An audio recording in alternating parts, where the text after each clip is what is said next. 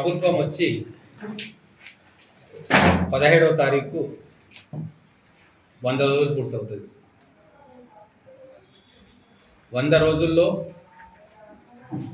రాష్ట్ర ప్రభుత్వం ఇచ్చిన మేనిఫెస్టోలోని 6 గ్యారెంటీలను ఒక్కొక్కటిగా అమలు చేస్తూ ఉంది. ఫ్రీ ట్రాన్స్పోర్ట్ అమలు చేసిన మహిళలకు 500 రూపాయలకు సిలిండర్ ఇనిషియేట్ చేసినాం. ఇందిరమ్మ ఇళ్లను కూడా ప్రారంభోత్సవం చేసుకున్నాం.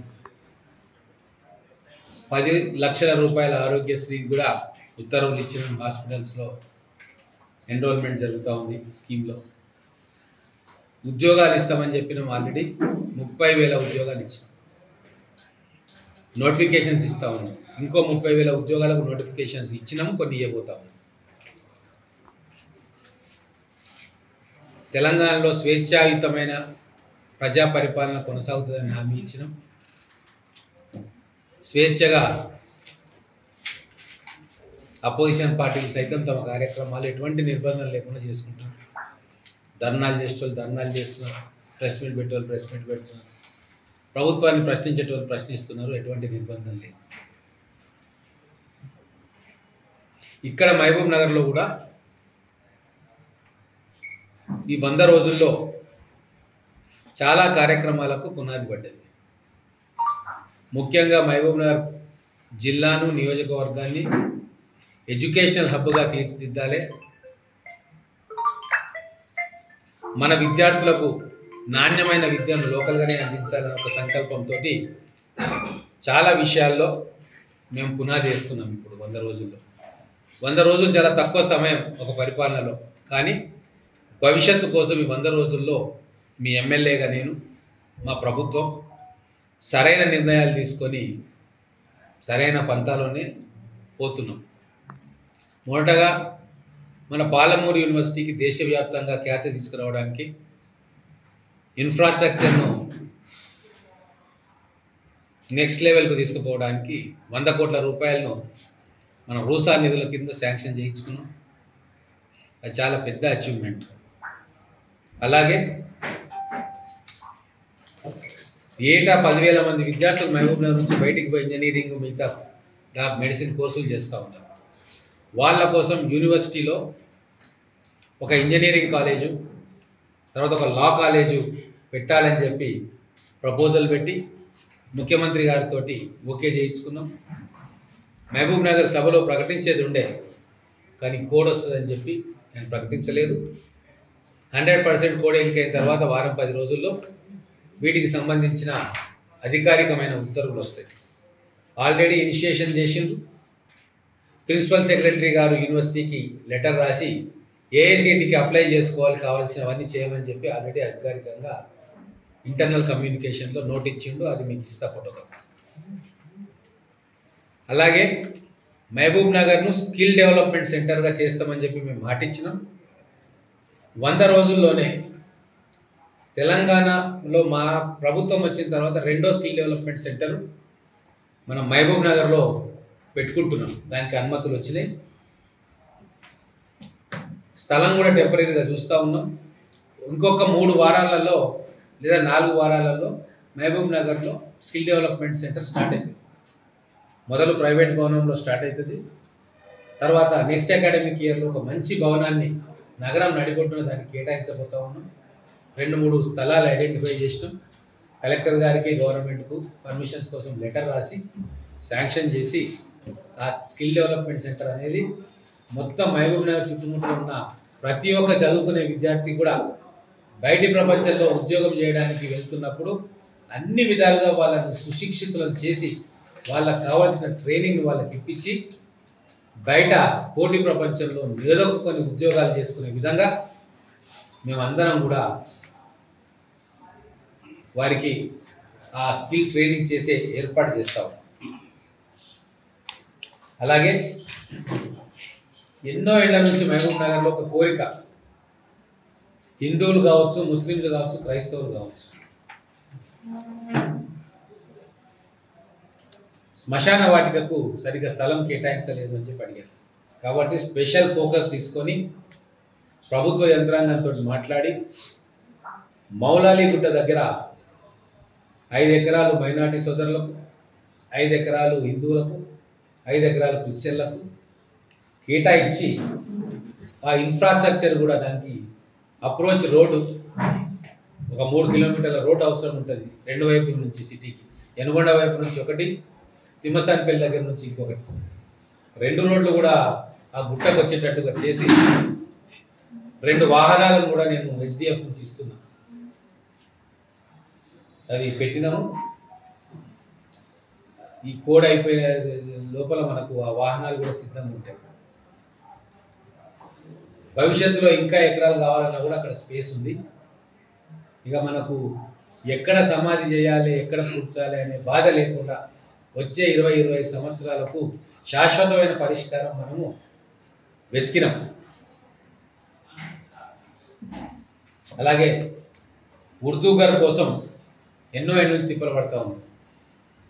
ఉన్న ఇక్కడ పక్కనే టిన్ షెడ్ ఉండే దాన్ని 5 అంతస్తుల భవనం చేస్తున్నాము.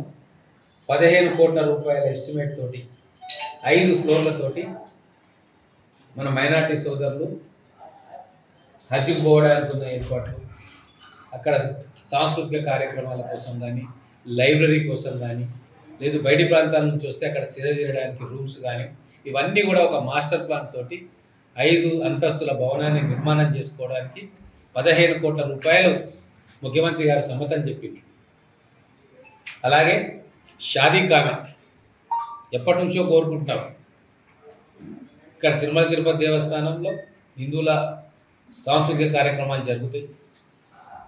కానీ మేము వచ్చిన తర్వాత గౌరవ ముఖ్యమంత్రి గారి దృష్టికి తీసుకుపోయి 25 కోట్ల రూపాయలు దానికి ఇవ్వాలని చెప్పినాము. వాళ్ళు శాంక్షన్ చేసిండ్రు.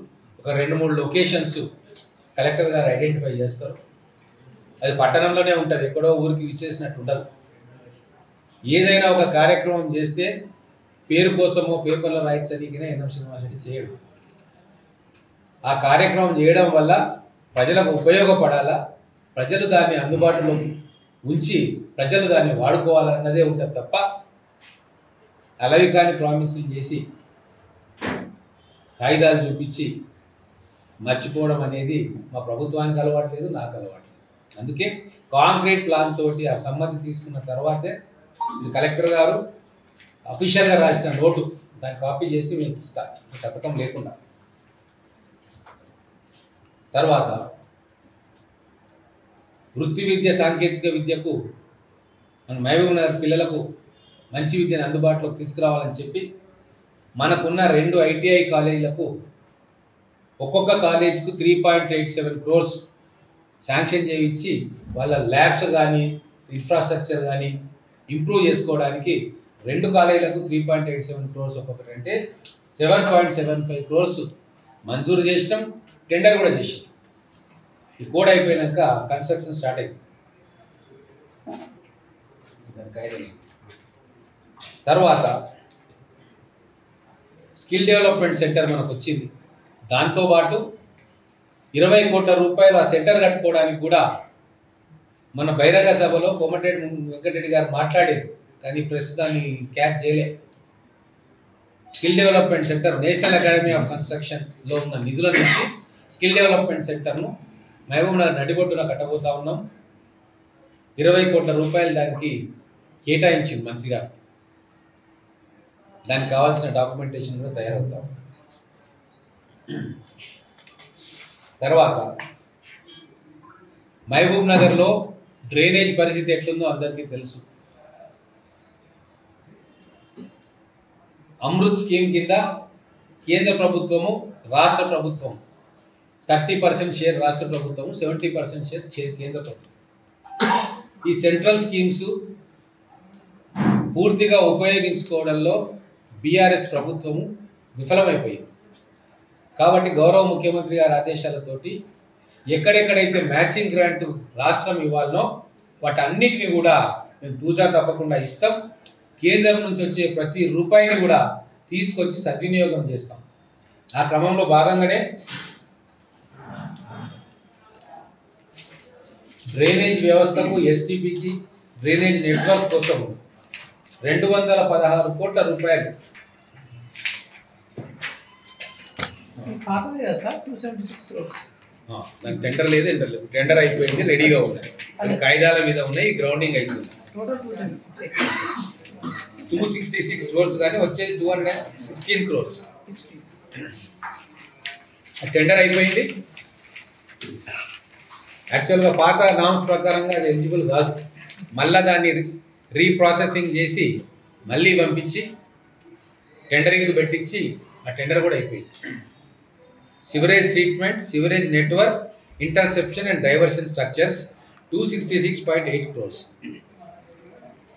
పాతవి చాలా ఉన్నాయి, పేక మేడలు, అది చేస్తాం ఇది చేస్తామని. కానీ గ్రౌండ్ కావాలి కదా, అడ్మినిస్ట్రేటివ్ శాంక్షన్స్ రావాలి, టెండర్ ప్రక్రియ పూర్తి కావాలి, కాంట్రాక్టర్ ఎన్నుకోబడాలి, కాంట్రాక్టర్ భూమి పూజ చేయాలి, కాంట్రాక్టర్కు నిధులు ఇవ్వాలి, తర్వాత కన్స్ట్రక్షన్ అవుతుంది.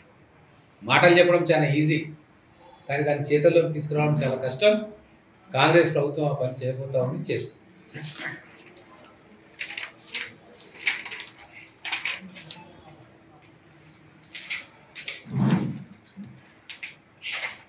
ఎలక్ట్రిసిటీది కూడా మహబూబ్ నగర్ పట్టణంలో గృహజ్యోతి కనెక్షన్ ఎలిజిబిలిటీ కోసం మున్సిపాలిటీ సిబ్బంది కావచ్చు, ఎలక్ట్రిసిటీ సిబ్బంది కావచ్చు,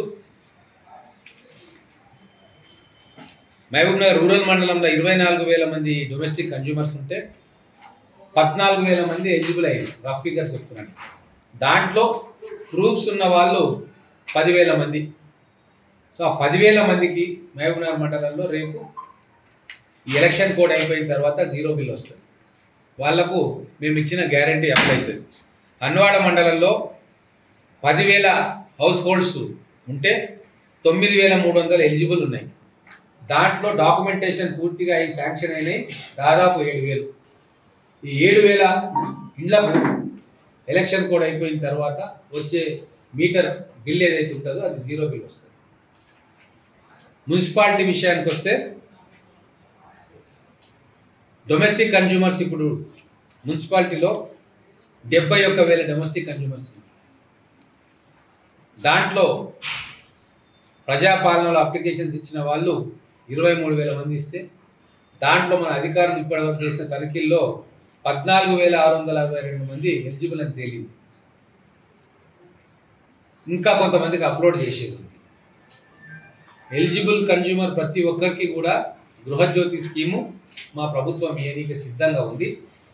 అది ఆ ఇంటి వాళ్ళని కూడా నేను కోరుతా ఉన్నా, ఒకవేళ మీకు 200 యూనిట్ల కంటే లోపల వస్తే మీరు వెళ్ళి మున్సిపాలిటీనో ఎలక్ట్రిసిటీ దగ్గరనో మీ డాక్యుమెంట్స్, కాగితాలు, పాత బిల్లులు ఇస్తే వాళ్ళు అప్లోడ్ చేసుకుంటారు. ఇవన్నీ చేసుకున్న తర్వాత పార్లమెంట్ ఎలక్షన్స్ అయిపోయి కోడ్ తీసేసిన తర్వాత మీకు కూడా 0 బిల్ వస్తుంది. మీరేం అధైర్యపడాల్సిన పని లేదు. ఈ ఒక్క నెల ఓపిక పడితే మిగతా రాష్ట్రంలో మిగతా ప్లేసెస్లో ఎట్లయితే 0 బిల్స్ వస్తున్నాయో మనకు కూడా అదే వస్తుంది. కేవలం మనకు ఎమ్మెల్సీ కోడ్ ఉన్నందుకు మనం సకాలంలో ప్రక్రియ పూర్తి చేయలేకపోతా ఉన్నాం. పోర్టల్ ఈ మహబూబ్ నగర్ జిల్లాకు క్లోజ్ చేసి ఎలక్షన్ కమిషన్ గైడ్లైన్స్ ఆదేశాల ప్రకారంగా ఏదైతే అధికారులు అప్లోడ్ చేయాలో వీళ్ళకి యాక్సెస్ డినై చేసినాం. అందుకోసం మనకు 0 బిల్ రావట్లేదు. ఇది కోడ్ వచ్చింది, మనం ఏం చేయలేం కాబట్టి ఒక నెల రోజులు ఓపిక పడితే ఆ పార్లమెంట్ ఎలక్షన్స్ తర్వాత మిగతా జిల్లాలో ఎట్లయితే 0 బిల్ వస్తుందో ఇక్కడ కూడా అదే ప్రక్రియ మొదలవుతుంది.